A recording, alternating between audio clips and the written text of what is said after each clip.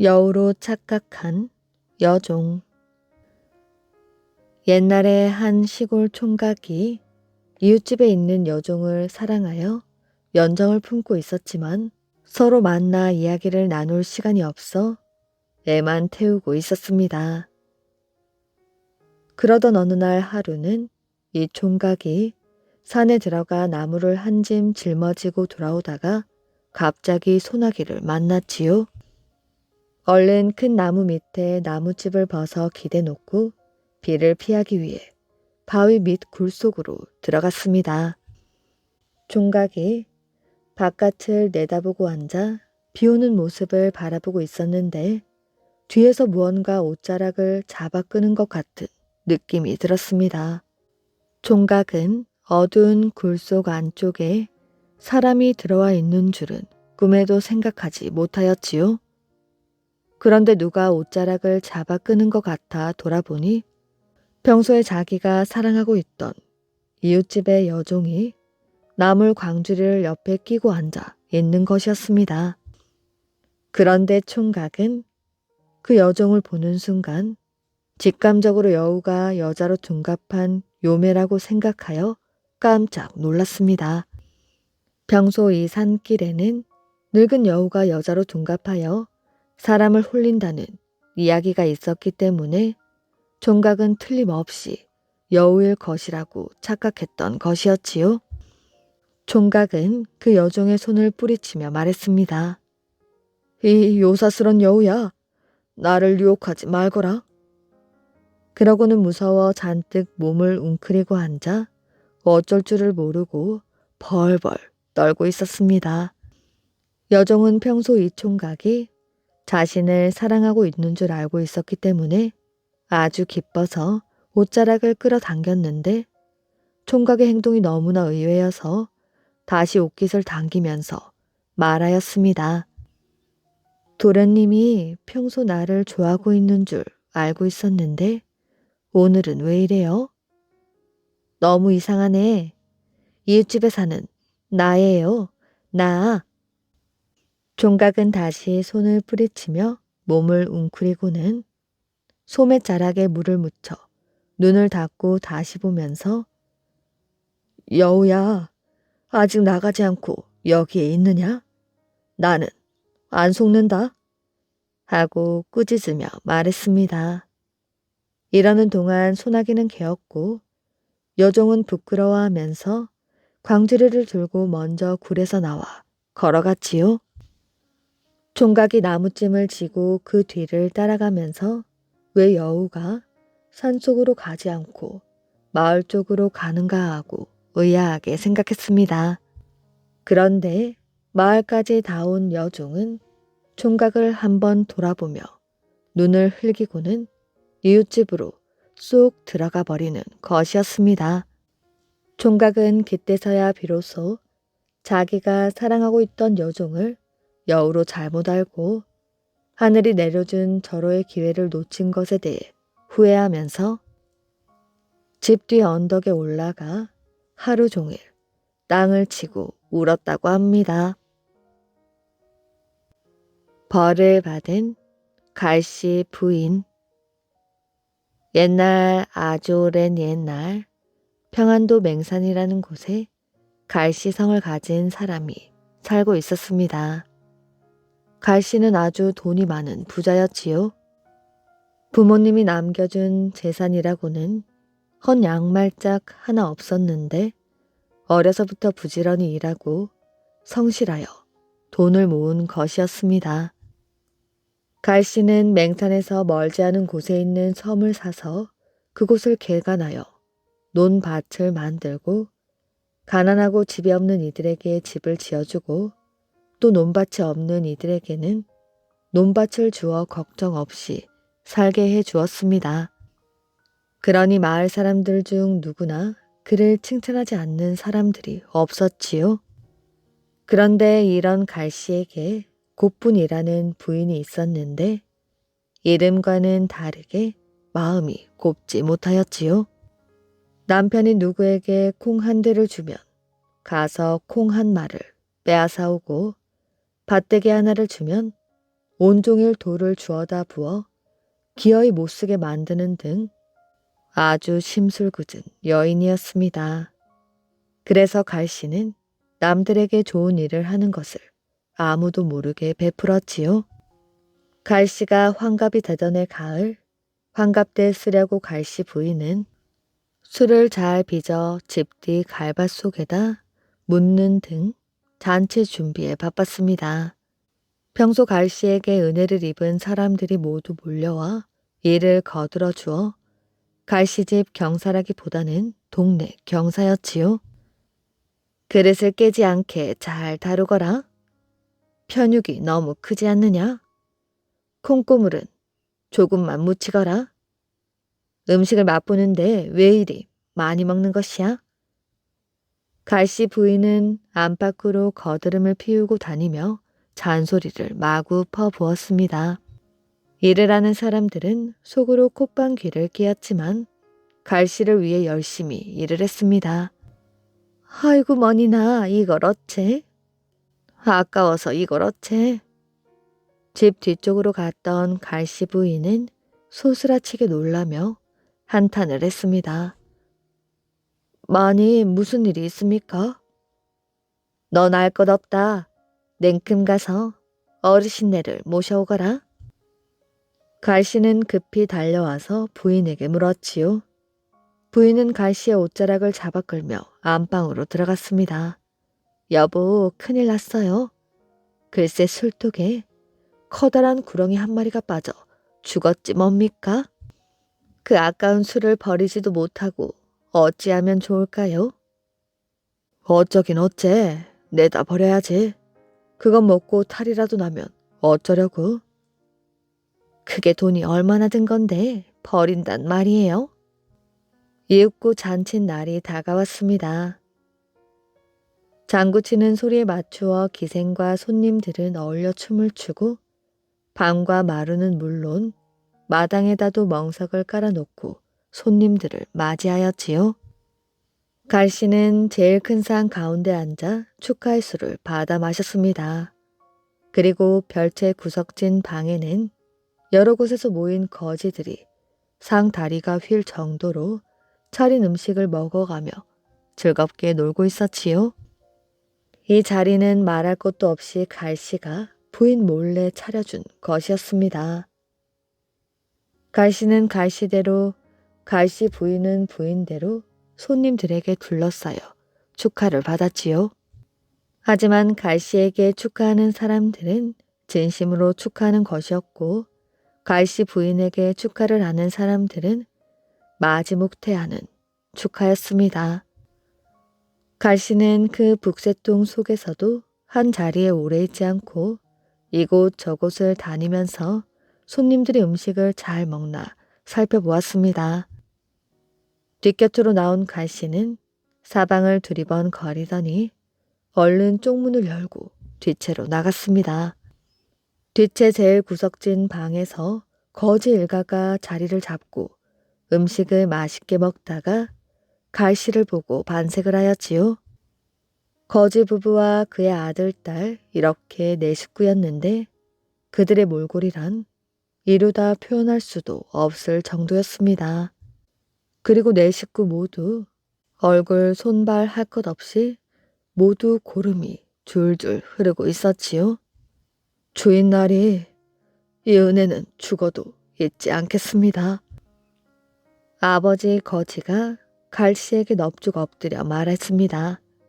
한편 갈씨 뒤를 살금살금 따라와 엿듣던 갈씨 부인은 매죽 웃으며 안채로 들어갔습니다. 갈씨 부인은 조금 있다가 심부름하는 여자아이에게 음식 한 상에 커다란 술 주전자 하나를 들려가지고 살짝 뒷채로 보내었지요. 이것을 저쪽 방 거지들에게 갖다 주고 주인 나리께서 보내신 것이라고 해라. 그리고 이 술은 특별한 술이니 어른들은 물론 두 아이들도 모두 들라고 일러라. 그렇지 않아도 기름진 음식을 먹어 속이 느끼하던 참에 주인 나리께서 특별히 술상을 내리셨다기에 그들은 모두 술을 나누어 마셨습니다. 그 술은 뱀이 빠져 죽은 바로 그 술이었지요. 거지 일가는 실컷 먹고 마시고 또 갈씨가 챙겨준 음식 한 보따리를 들고 뒷문으로 살며시 빠져나왔습니다. 음식을 너무 많이 먹어서 그런지 술을 많이 마셔 그런지 자꾸 졸음이 밀려왔지요. 그래서 마을 뒷산으로 가서 잠을 잤습니다. 얼마 뒤 아버지 거지는 목이 말라 눈을 떴습니다. 아버지 거지는 무심코 잠들어 있는 식구들을 보는 순간 깜짝 놀랐지요. 진득진득 진물이 나던 자리가 깨끗하게 나아 있었던 것이었습니다. 자신의 손을 만져보니 그것도 깨끗하고 얼굴을 보니 얼굴도 아주 깨끗하였지요. 잠에서 깬 식구들은 좋아하면서 깡충깡충 뛰었습니다.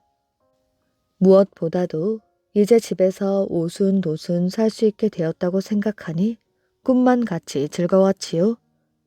원래 이들은 남부럽지 않게 살고 있었는데 몹쓸 병에 걸려 동네가 부끄러워 집을 두고 나와 혹시 이 병을 고칠 수 있을까 하고 떠돌아다니던 사람들이었습니다. 이들은 얼굴을 말끔히 씻고는 갈씨 집 쪽에다 고맙다고 3번 큰 절을 하고는 집으로 향하였지요. 그런데 잔치가 끝나자 갈씨 부인이 시름시름 앓더니 여기저기가 굼고 진물이 줄줄 흘러내리기 시작했습니다. 유명하다는 의원을 모두 불렀으나 부인의 병은 좀처럼 낫지를 않았습니다. 그렇게 못된 짓을 했으니 하늘이 벌을 내리신 게지. 고소하다 고소해. 마을 사람들은 부인을 걱정하기는커녕 오히려 고소했습니다. 갈씨가 아내의 병을 고쳐주는 사람에게는 많은 돈을 준다는 방까지 붙였으나 누구 한 사람 고치는 이가 없었지요. 이 소문은 고을을 지나 아주 먼 곳까지 퍼졌습니다. 한편 이 소식을 들은 옛날의 거지 아버지는 갈씨 부인의 병을 고쳐주리라는 마음을 먹고 길을 떠났지요. 계십니까? 주인장 계십니까? 이 집 마님 병환을 고치러 왔는데 주인 날이 계시냐? 조금 뒤 갈씨가 나와 어서 들어오시라고 공손하게 맞았습니다. 주인 날이 은혜를 갚고자 이렇게 찾아왔습니다.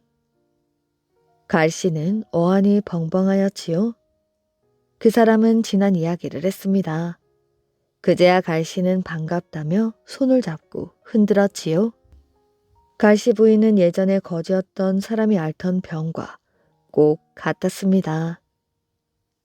거지였던 사람은 잔치 때 뒷채 구석진 자리에 병든 거지 4사람이 있을 때 어떤 술을 가져다 주었느냐고 물었습니다.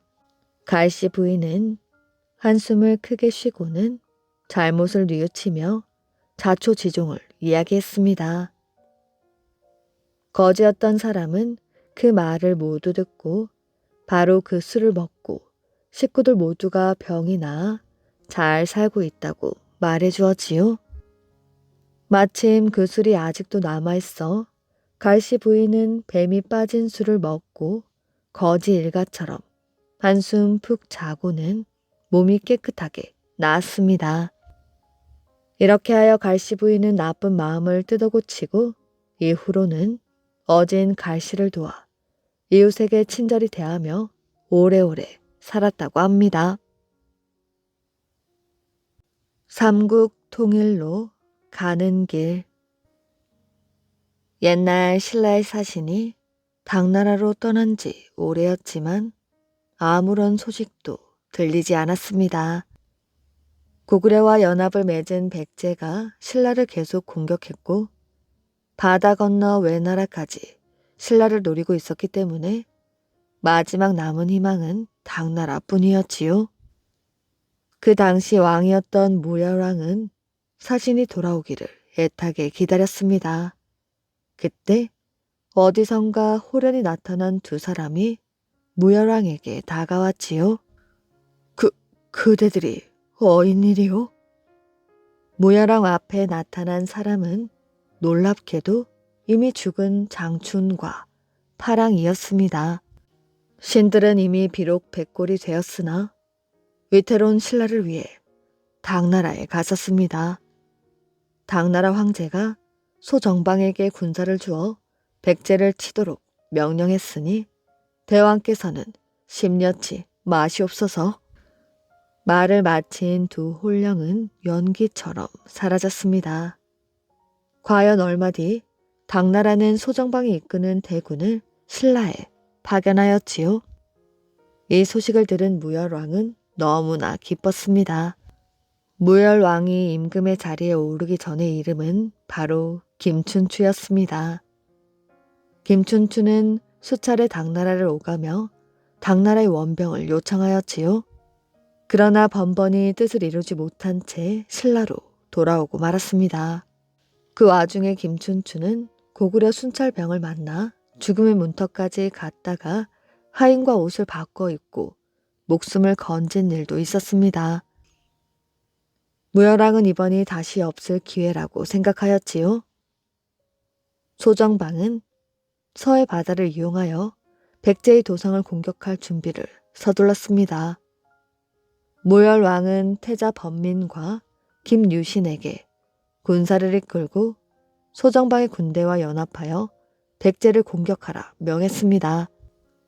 김유신이 전쟁터로 떠나기 전 무열왕은 김유신을 불러 호련히 나타났다 사라진 홀령의 일을 들려주었지요. 귀신조차 신라를 돌보고 있으니 반드시 백제를 물리칠 것입니다.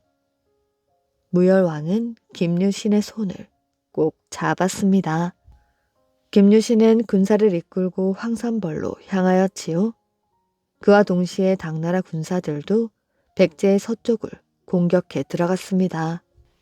황산벌에서 김유신을 맞이한 것은 5,000명의 결사대를 이끌고 나온 계백 장군이었지요. 김유신은 군대를 세 갈래로 나누어 4차례나 백제군을 공격했습니다. 하지만 이미 죽기를 각오한 백제의 결사대를 물리칠 수는 없었습니다. 오히려 신라군의 사기는 땅에 떨어져 싸울 힘조차 잃고 말았지요. 바로 그때 장군 흠순이 아들 반구를 불러 비장한 목소리로 말했습니다. 신하는 충성이 제일이요. 자식은 효도가 으뜸이다. 지금 신라군은 백제의 결사대가 두려워 떨고 있다. 이처럼 어려울 때 목숨을 버린다면 충과 효를 모두 이룰 수 있을 것이다. 방굴은 아버지의 뜻을 알고 홀로 적진을 향해 뛰어들어 용감히 싸우다가 전사하고 말았습니다. 방굴의 죽음을 지켜본 자장군 품일이 아들 관창을 불러 적진을 뚫을 것을 명하였지요. 그러나 관창은 백제군에게 사로잡혀 계백에게 끌려가고 말았습니다. 계백은 어린 나이에 죽음을 무릅쓴 관창의 용기가 아까워 살려 보내주었지요. 그러나 살아 돌아온 관창은 다시 말머리를 돌려 백제군을 향해 달렸습니다. 계백은 다시 잡혀온 관창의 목을 베고 탄식을 했습니다. 어린 소년의 용기가 참으로 가상하구나. 이 싸움에서 백제는 결코 신라를 이길 수 없을 것이야. 품일은 말 안장에 매달려 돌아온 아들의 목을 끌어안았습니다. 내 아들의 얼굴이 마치 살아있는 듯 하구나. 나라를 위해 목숨을 바쳤으니 얼마나 다행인가. 이 모습을 지켜본 모든 신라 군사들이 분개하여 창칼을 들고 일어섰습니다. 그렇게 신라군의 사기를 다시 끌어올렸고 백제군은 더 이상 버티지 못한 채 무너지고 말았습니다. 황산벌을 뚫은 김유신은 당나라 군대와 합세하기 위하여 서둘러 기벌포로 향하였지요. 소정방은 기벌포에서 백제군을 크게 격파하고 김유신을 기다리고 있었습니다.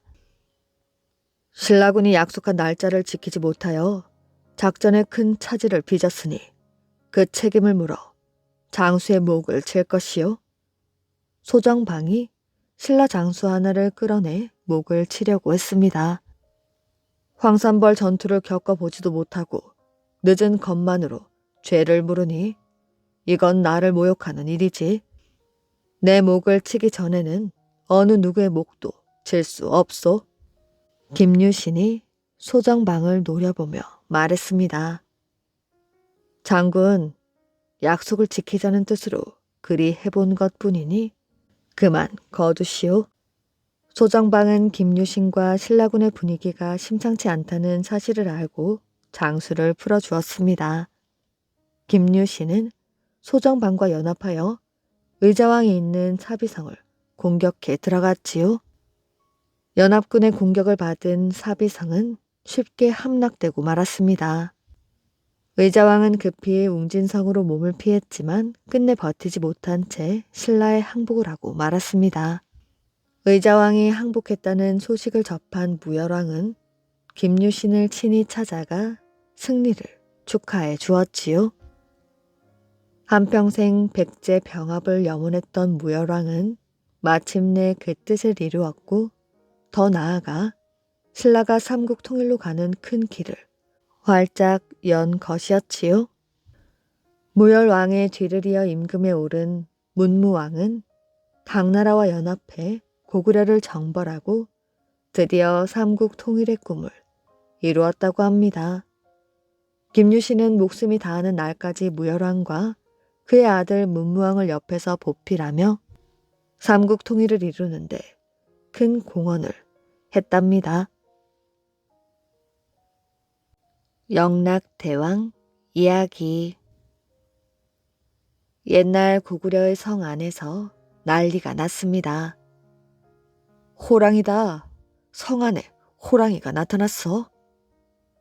성 안에는 호랑이를 피해 도망을 다니는 사람들로 시끌시끌해졌지요. 궁궐에 있던 담덕 왕자는 사람들이 고함 소리에 서둘러 밖으로 나갔습니다. 호랑이가 나타났다고. 모두 방 안으로 들어가 피하거라. 담덕은 돌아가신 왕으로부터 물려받은 활을 집어들고 호랑이를 쫓아갔지요.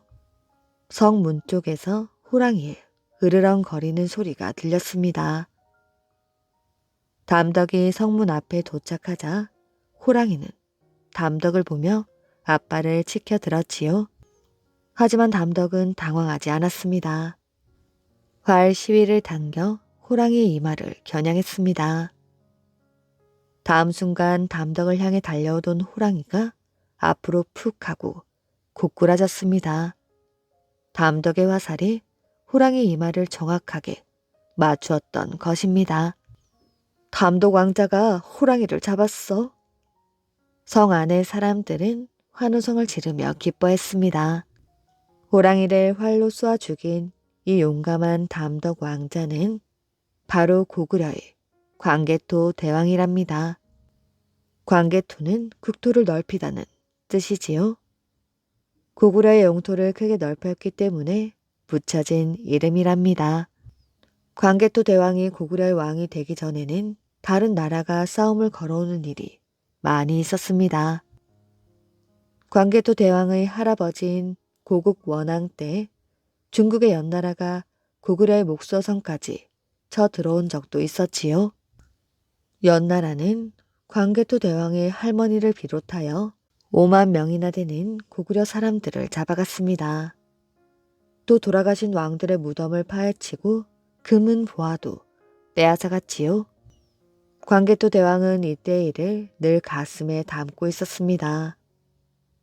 그래서 언젠가는 잃어버린 고구려의 요동 땅을 되찾으리라 다짐하곤 하였지요. 어느덧 광개토 대왕이 왕의 자리에 오른 지 11년이 되었을 때의 일입니다. 연나라가 고구려에 다시 쳐들어오게 된 것이었지요. 광개토 대왕은 이 기회에 연나라를 혼내주리라 생각하게 되었습니다.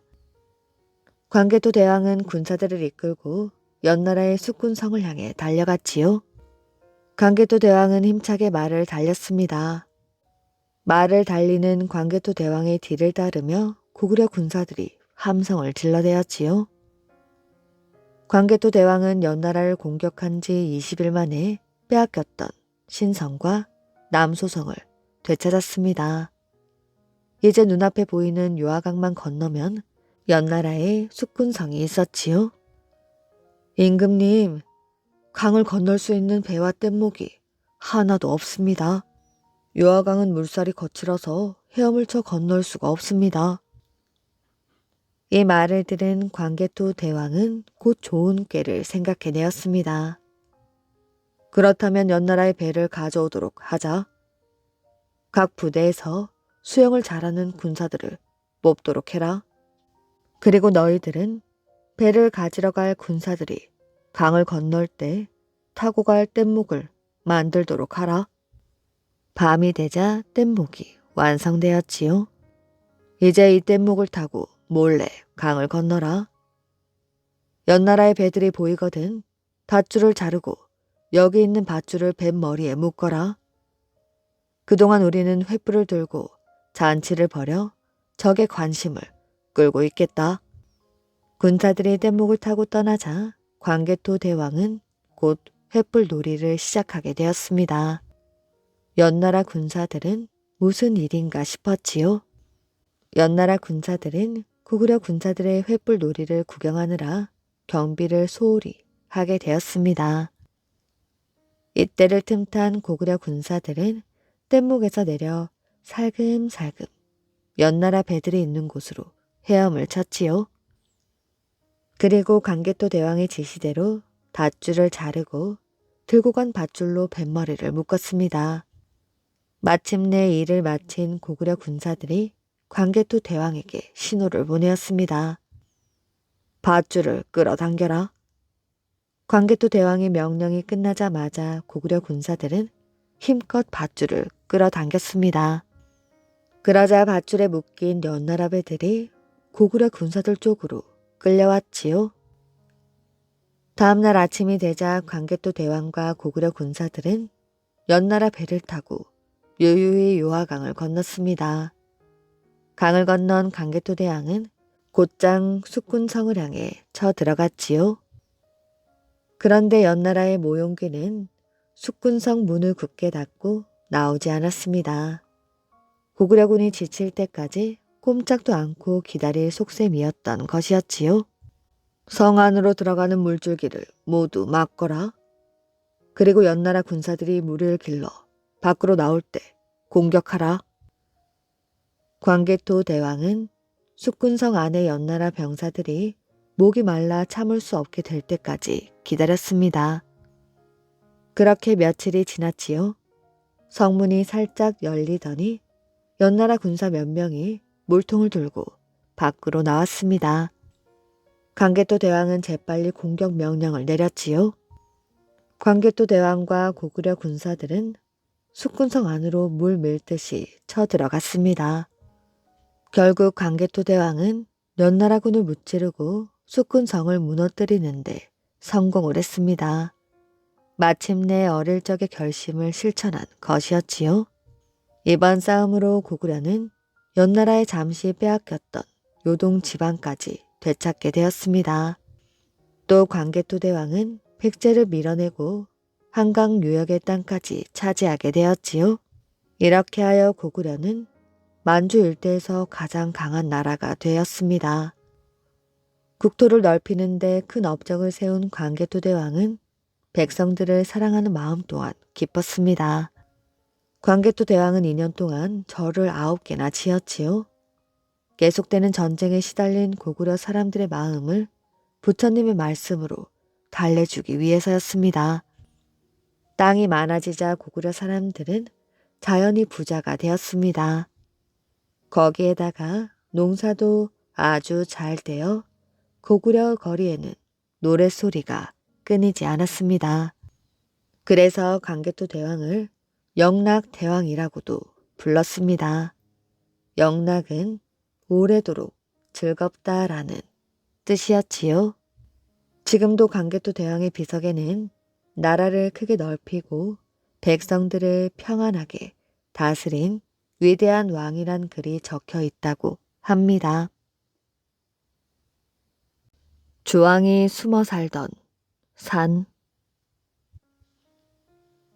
경상북도 청송군에는 아름다운 주왕산이 있습니다.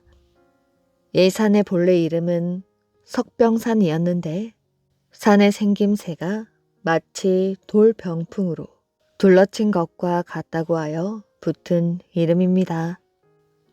옛날 중국 진나라의 후에 주도라는 사람이 살고 있었습니다. 주도는 기운 세고 용감한 장사 100명을 거느리고 웅이산으로 들어갔습니다. 그리고 뜻을 같이 하는 사람 1만여 명을 모았지요. 주도는 스스로를 후주 천왕이라고 칭하며 세력이 강해지자 당나라 조정의 반기를 들고 일어섰습니다. 주왕은 부하들을 이끌고 장안으로 쳐들어갔으나 당나라 군사들에게 보기 좋게 패해 요동으로 쫓겨나게 되었습니다. 주왕과 그의 부하들은 요동에서도 쫓겨나 이번에는 신라 땅으로 도망을 왔습니다. 이때 남은 군사는 1,000명도 안 되었지요. 주왕은 남은 군사를 이끌고 청송 땅에 이르렀습니다. 듣자하니 이곳 석병산의 골짜기가 깊고 험준하다 하더구나. 아무래도 여기에 숨어 때를 기다려야겠구나. 주왕은 지친 군사들을 이끌고 석병산 깊은 골짜기로 숨어 들어갔습니다. 그런데 당장 먹을 것이 없었기 때문에 굶주린 군사들을 이끌고 산 아래에 있는 마을로 내려가게 되었지요. 무장한 군사들을 본 마을 사람들은 무서워 벌벌 떨었습니다. 목숨이 아깝거든 어서 먹을 것을 내놓거라. 마을 사람들은 칼을 휘두르며 설쳐대는 무리들에게 곡식을 내놓았습니다. 그런데 주왕과 군사들은 곡식뿐만 아니라 집에서 기르는 개와 닭, 소도 모두 잡아갔고 밭에서 자라고 있는 무와 배추까지도 모두 뽑아갔습니다. 이 소문은 금세 다른 마을로 퍼졌습니다. 큰일 났어요. 석병산에 산적들이 들끓고 있답니다. 나도 들었어. 먹을 것을 다 빼앗아 간다는구먼.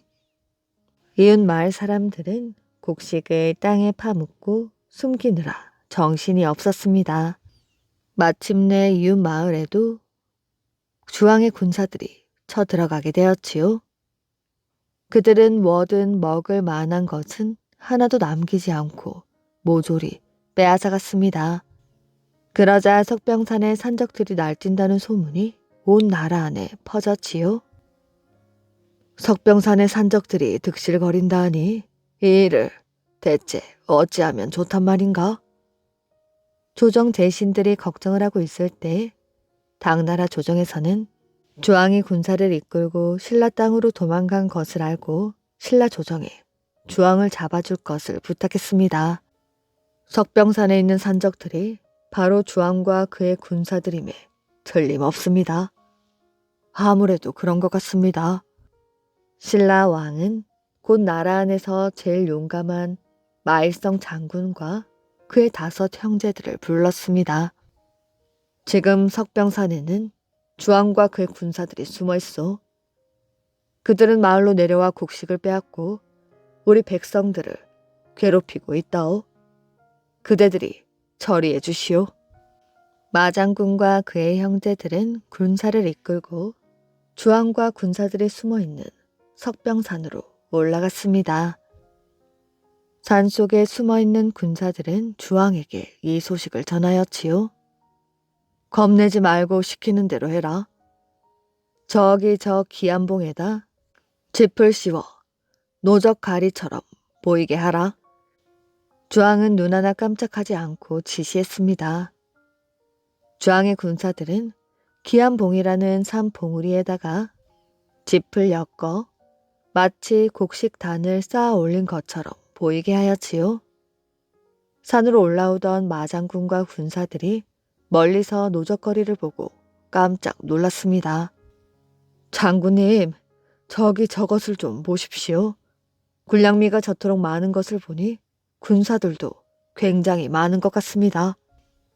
섣불리 건드렸다가는 큰일 나겠구나. 마장군과 군사들은 행군을 멈추었습니다.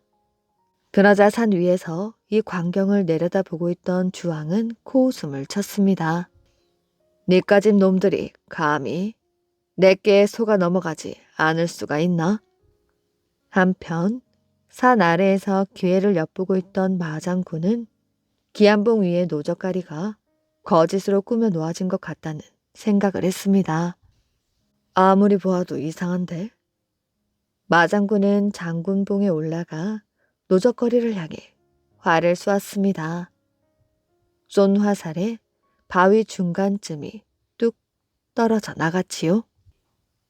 우리 장군님이 쏜 화살에 바위가 떨어져 나갔다. 마장군의 군사들이 기뻐 소리를 질렀지요. 저 노젓거리는 가짜다. 어서 쳐들어가자. 군사들은 마장군과 그의 형제들을 뒤따라 산으로 올라가서 주왕과 부하들과 싸웠습니다. 마장군의 군사들이 맹렬하게 공격하고 나서자 주왕의 군사들은 당해내지 못하였지요. 주왕도 폭포 아래에 있는 굴 속으로 몸을 피했습니다. 이상하군. 분명 이곳으로 도망을 갔는데. 폭포 위에서 주왕을 놓친 마장군과 형제들은 분하여 어쩔 줄을 몰랐습니다. 굴 속에서 이 광경을 지켜보던 주왕은 그들을 비웃었지요. 점점 시간이 지나자 주왕은 배가 고파오기 시작했습니다.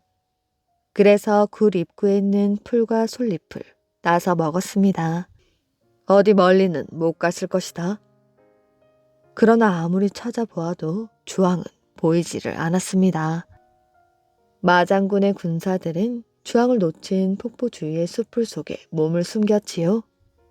며칠 뒤 마장군의 군사들이 숨어 있는 줄도 모르고 주왕이 굴 밖으로 나왔습니다. 며칠 동안 세수를 못했더니 견딜 수가 없구나. 오늘은 맑은 물에 세수나 한번 시원하게 해봐야지.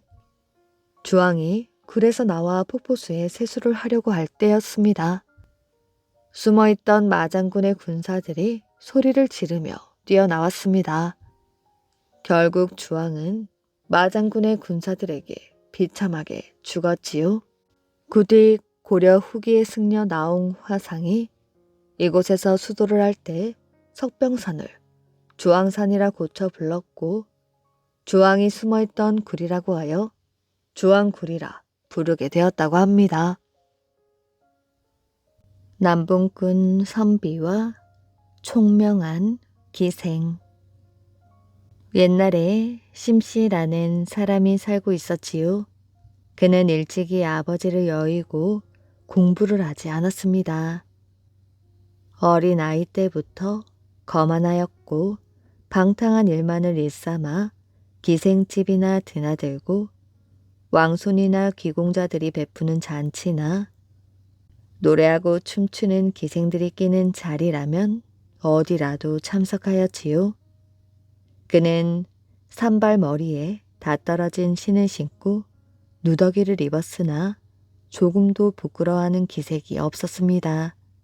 그래서 사람들은 그를 광동이라 불렀지요. 하루는 재상이 베푸는 잔치 자리에 달려가 기생들 틈에 끼어 놀고 있었습니다. 주변 사람들이 욕을 퍼부어도 아랑곳하지 않고 내쫓아도 나가지 않았습니다. 그때 그 기생 가운데 일홍이란 어리고 이름난 기생이 있었지요. 그는 금산에서 갓 올라왔는데 용모와 가무가 천하제일이었습니다. 심씨는 그녀의 미색에 빠져 그 자리에 붙어 앉았지요. 그러나 일홍은 조금도 싫어하는 기색이 없었으며 가만히 심씨를 살피다가 이내 일어나 뒷간을 가면서 손짓으로 심씨를 불렀습니다. 심씨가 일어나 따라가니 일홍이 심씨의 귀에다 대고 이렇게 말하였지요. 도련님 댁은 어디십니까? 심씨가 몇 번째 집이라고 자세히 알려주자 일용이 다시 말하였습니다. 도련님께서 먼저 가 계시면 제가 곧바로 뒤따라 가겠습니다. 절대로 믿음을 저버리지 않겠습니다. 심씨는 너무나 기뻐 집으로 돌아와 깨끗하게 청소를 해놓고 그녀를 기다렸습니다. 해가 저물기도 전에 일용이 들어왔지요. 심씨는 좋아 어쩔 줄을 몰라 하며 일용과 다정하게 서로 말을 주고받았습니다. 이때 한 어린 하녀가 안에서 나오다 그 광경을 보고 심씨의 어머니께 알렸지요. 그의 어머니는 아들을 걱정하며 꾸짖으려고 했습니다. 이 일을 눈치챈 일용이 심씨에게 말하였지요. 얼른 하녀를 불러오십시오. 제가 들어가서 도련님의 어머니를 배울 것입니다. 심씨는 그녀의 말대로 하였지요. 일용은 안에 들어가 뜰 아래에서 절하고 말했습니다. 저는 금산에서 새로 온 일용이라 하는 기생이옵니다. 오늘 제상집 연회에서 마침 귀되게 도련님을 뵈었지요. 모두들 정신 나간 어린 놈이라고 하였지만 저의 안목에는 도련님께서 큰 귀인이 될 상이 있습니다. 만일 여색을 자제하지 못하면 장차 제대로 사람이 되지 못할 것이니 그 행세대로 잘 인도하는 수밖에 없습니다. 저는 오늘부터 도련님을 위하여 기생에서 물러나 도련님을 공부하는 길로 인도하여 성취시키고자 하는데 부인의 생각은 어떠하신지요? 제가 도련님 곁에 있더라도 결코 정욕에 빠져 해치는 일이 없게 할 것이니 이것은 염려하지 마십시오. 부인이 말하였지요. 내 자식이 일찍 아버지를 여인 뒤로 학업에 게으르고 오로지 방탕한 일만 일삼았지만 나는 그 아이를 제재할 방법이 없었단다. 그래서 밤낮으로 속을 태우고 있었는데 어디서 좋은 바람이 불었는지 너처럼 아름다운 사람을 보내왔으니 우리 집 아이를 성취시킬 수만 있다면 이보다 더한 은혜는 없겠구나. 내 어찌 의심하겠느냐. 그러나 우리 집은 워낙 가난하여 아침 저녁 끼니조차 있기 어렵단다. 너는 호사를 누렸던 기녀로서 춥고 배고픔을 참으며 여기에 머물러 있을 수 있겠느냐? 일용이 말했습니다. 그런 것은 조금도 개의치 않으니 절대로 염려하지 마십시오. 일용은 이날부터 심생의 집에 몸을 숨기어 심생을 모시는 일을 게을리하지 않았습니다. 해가 뜨면 심생을 책상에 앉히고 새벽과 저녁으로 공부를 권하였지요. 공부할 양을 엄격히 정하고 조금이라도 게으름을 피우면 화를 내며 떠나갈 것처럼 겁을 주었기 때문에 심씨는 일용을 사랑하면서도 무서워하여 공부를 게을리할 수가 없었습니다. 혼인할 나이가 되었지만 심생은 일용 때문에 혼인할 생각이 없었지요. 일용은 이를 알고 심생을 엄하게 꾸짖었습니다. 도련님께서는 명문가의 자제로서 앞길이 만리인데 어찌 이런 계집 때문에 장가를 들려고 하지 않습니까? 저는 저 때문에 도련님의 집을 망하게 하고 싶지 않으니 이제 떠나겠습니다. 심생은 할 수 없이 다른 여자에게 장가를 들었습니다. 일용은 매우 조심스러운 태도로 심생의 아내를 마치 노부인처럼 섬겼지요. 그리고 심생에게는 날짜를 정하여 4, 5일은 아내의 방에 들어가고 하루쯤은 자기 방에 들어오게 했습니다. 어쩌다 날짜를 어기면 기어이 문을 잠그고 들어오지도 못하게 하였지요. 몇 년을 이리하자 심생은 학문을 싫어하는 마음이 전보다 갑절이나 더하게 되었습니다. 그러던 어느 날 일용에게 책을 던지고는 누워 말하였지요. 너는 나를 공부시키기 위해 야단이지만 내가 하고 싶지 않은데 어찌하겠느냐? 일용은 그의 마음을 말로는 어찌할 수 없다는 것을 알고는 심생이 외출한 기회를 틈타 노 부인에게 말했습니다. 공부하기 싫어하는 증세가 요즘 들어 더 심해졌습니다. 제가 어떻게 해볼 수가 없기에 오늘 떠날까 합니다. 제가 지금 떠나는 것은 바로 격려하여 권장하려는 마음에서입니다. 과거에 급제했다는 소식을 들으면 곧바로 돌아올 것입니다. 일용은 이렇게 말하고 이내 절하고 작별하였지요. 부인은 그녀의 손을 잡고 울며 말했습니다. 네가 오면서부터 우리 집 아이가 마치 엄한 스승을 얻은 것과 같았다. 그런데 네가 어찌 이런 작은 일로 우리 모자를 놓아두고 간단 말이냐? 일용은 일어서 절하며 말하였지요. 저라고 어찌 이별의 괴로움을 모르겠습니까? 그러나 오직 이 한 가지 방법뿐이옵니다. 만약 과거에 급제하면 저와 다시 만날 것이라는 약속을 남기고 떠났다는 말을 들으면 반드시 학업에 열중할 것입니다. 그러면 반드시 과거에 오르실 것입니다. 저는 몸을 정결히 하여 도련님이 과거에 오를 때를 기다릴 것입니다. 일용은 이렇게 부탁하고 슬픈 마음으로 문을 나섰지요.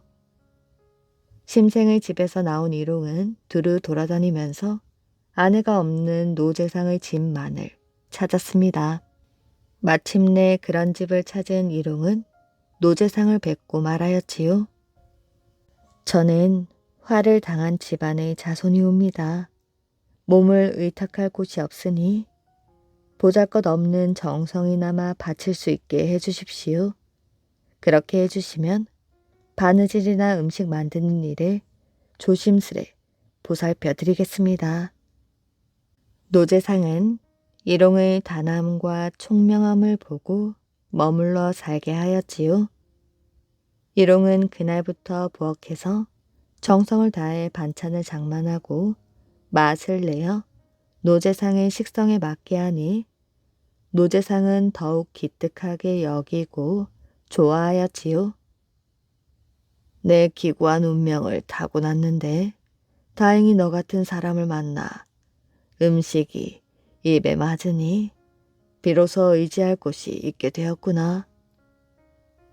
너 역시 나에게 정성을 다하니 지금부터 부녀의 정을 맺는 것이 좋겠다. 노재상은 이렇게 말하고 그녀를 안채로 들어와 거처하게 한 다음 딸이라고 불렀지요. 한편 심생은 일용이 없어진 것을 알고 이상히 여겨 물어보았더니 그 어머니는 그녀가 작별하며 한 말을 전해주고는 꾸짖으며 말했습니다. 네가 학문을 싫어하여 이 지경이 되었으니 장차 무슨 면목으로 세상을 살아갈 수 있겠느냐? 그 아이가 네가 과거에 오르면 찾아올 것이라 약속하였으니 그 아이의 사람 됨됨이로 보아 허투루 한 말은 아닐 것이다.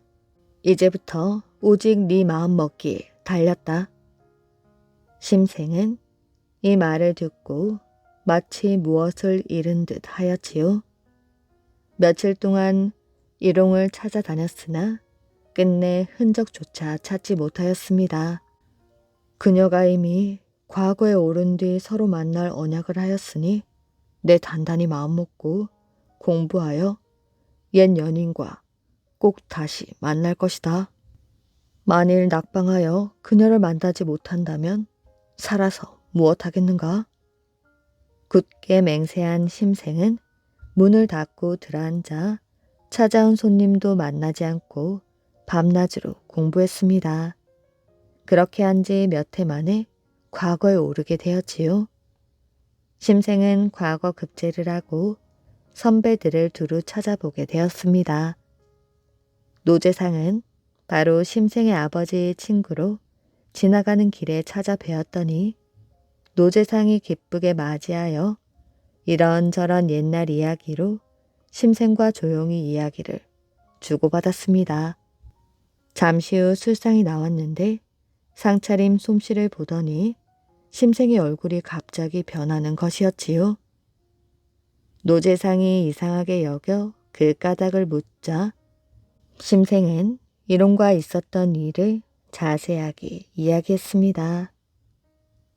제가 마음을 다잡아 공부하여 과거에 오르기를 기약한 것은 오로지 옛 연인과 만날 기회를 만들기 위한 것이었습니다. 그런데 이 음식을 보니 틀림없이 일용이 장만한 것입니다. 노재상은 그녀의 나이와 용모에 대해 묻고 말하였지요. 내게 양녀가 있는데 어디서 왔는지 모르겠지만 아마 그 아이가 일용이 아닐까 싶구나. 그때 갑자기 한 여인이 뒷문을 밀고 들어와서 심생을 안고 통곡했습니다. 노재상이 그 모습을 보며 말하였지요. 내 죽어가는 나이에 다행히 이 아이를 얻어 생명을 부지하고 있는데 지금 만일 자네에게 보낸다면 네 늙은이는 양손을 잃은 것이나 다름없을 것이네. 그러나 이 일은 참으로 기특하고 사랑스러우니 어찌 허락하지 않겠는가? 심생은 고마움을 표하였지요. 해가 저물자 심생은 이론과 함께 말을 타고 하인들에게 횃불을 들려 앞에서 인도하게 했습니다.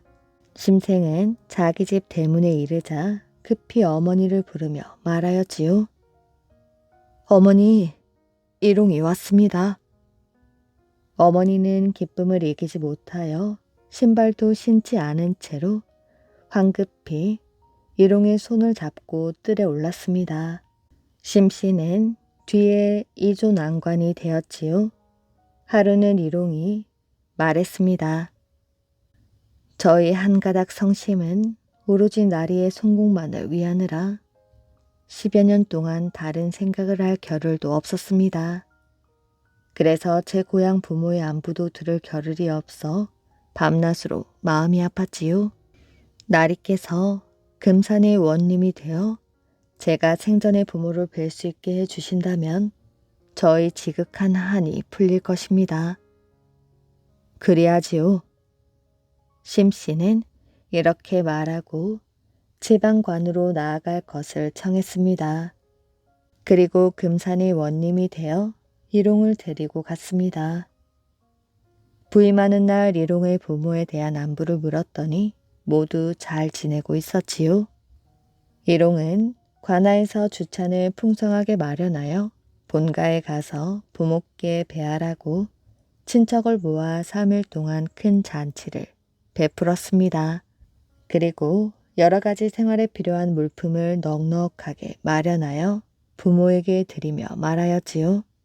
관아는 사과와 다르고 관가의 안 사람은 다른 사람과 더욱 다릅니다. 만일 부모와 형제가 저를 인연으로 자주 드나든다면 남의 수군거리는 말을 듣게 되고 또한 나리에게 누를 끼칠 것입니다. 저는 이제 관아로 들어가야 합니다. 한번 들어가면 다시 나올 수 없습니다. 또한 자주 서로 통해서도 아니 됩니다. 일타웅은 이내 부모에게 하직 인사를 하고 관아로 들어왔습니다. 관아에 들어온 그녀는 한 번도 외부와 통하지 아니하였지요. 이곳에 온 지 거의 반년이 되어가던 어느 날 갑자기 하녀가 일용의 심부름으로 사또에게 내실로 들어오기를 청하였습니다. 심씨가 이상하게 여기어 안으로 들어가 이유를 묻자 일용은 새 옷을 입고 자리에 앉아 슬픈 표정을 하며 말하였지요. 오늘은 소첩이 나리를 영원히 이별하고 죽는 날입니다. 나리는 길이 부귀 영화를 누리고 소첩 때문에 마음 아파하지 마십시오. 그리고 소첩의 시신은 나리의 선산에 묻어주십시오. 이것이 저의 소원입니다. 말을 마치자 이롱은 갑자기 죽어버렸지요. 심씨가 슬피 통곡하며 말했습니다. 내가 이곳으로 나온 것은 오직 너를 위해서였는데 지금 이곳에 네가 없는데 내 어찌 혼자 여기에 머물러 있겠는가. 심공은 이리 말하고 이내 사직서를 올려 그녀의 영구와 함께 금강을 따라 올라갔다고 합니다.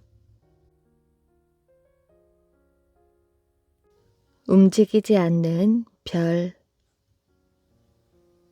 아주 오랜 옛날 사람들은 아직 농사를 지을 줄 몰랐기 때문에 사냥과 채집으로 먹을 것을 마련했습니다. 어느 날 아메리카의 원주민들이 떼를 지어 사냥을 하러 나갔지요. 그날따라 마을 근처에는 사냥을 할 만한 동물들이 눈에 띄지 않았습니다. 조금만 더 가보자는 추장의 말에 마을에서 점점 멀리까지 나갔지요. 하지만 그곳에도 사냥감은 보이지 않았습니다. 기다리는 마을 사람들을 생각하면 빈손으로 돌아갈 수는 없었습니다. 그래서 좀 더 멀리까지 가보기로 하였지요. 하지만 그 어디에도 동물이 눈에 띄지 않았습니다. 어느새 해가 기울고 있었지요. 이제는 마을로 돌아가야 하는 시간이 되었습니다. 그런데 너무 멀리 나온 탓인지 마을로 돌아가는 길을 잃고 말았지요. 원주민들은 길을 찾기 위해 이리저리 가보았습니다. 그런데 마을로 돌아가는 길은 보이지 않았지요. 원주민들은 갈팡질팡하며 어쩔 줄을 몰랐습니다. 이래서는 안 되겠다고 생각한 추장은 사람들을 불러 모았습니다. 이럴 것이 아니라 신에게 제물을 바치고 마을로 돌아가는 길을 가르쳐 달라고 합시다. 원주민들은 추장의 말에 따라 불을 가운데 두고 제물을 바치며 제사의식을 치렀습니다. 그런데 바로 그때 어둠 속에서 조그만 아이가 나타나더니 그들을 향해 천천히 걸어왔습니다. 원주민들은 의식을 멈춘 채 일제히 그 아이를 바라보았지요. 아이는 원주민들의 눈길은 전혀 의식하지 않고 차분한 걸음걸이로 그들을 향해 와서 이렇게 말했습니다. 나는 북쪽의 별이다. 너희들의 마을은 여기서 북쪽으로 한참 가야 있어. 나를 따라오너라. 원주민들은 크게 기뻐하며 아이의 뒤를 가만히 따라갔지요. 얼마쯤 갔을까요? 아이는 어둠 속으로 사라져 보이지 않았고 대신 그들의 마을이 눈에 들어왔습니다. 원주민들은 안도의 한숨을 깊이 내쉬었지요. 그들은 마을에 도착하자 집으로 돌아가지 않고 오늘 일어난 일들을 곰곰이 생각해 보았습니다. 너무나 신기한 일이었지요. 그때 한 사람이 이렇게 말하였지요. 이제부터 우리를 구해준 북쪽의 별을 움직이지 않는 별, 북극성이라 부르면 어떨까요? 그때부터 원주민들은 그 별을 움직이지 않는 별이라고 불렀습니다. 훗날 그때의 길을 잃고 헤매다 아이를 만났던 원주민들은 죽은 다음 하늘로 올라가 별이 되었다고 합니다. 그 별들이 북극성 주위를 도는 별이랍니다. 이야기 재미있게 잘 들으셨나요? 오늘의 이야기는 여기까지입니다. 오늘도 이야기를 들어주셔서 정말 감사합니다. 오늘도 편안한 밤 되시길 바랍니다.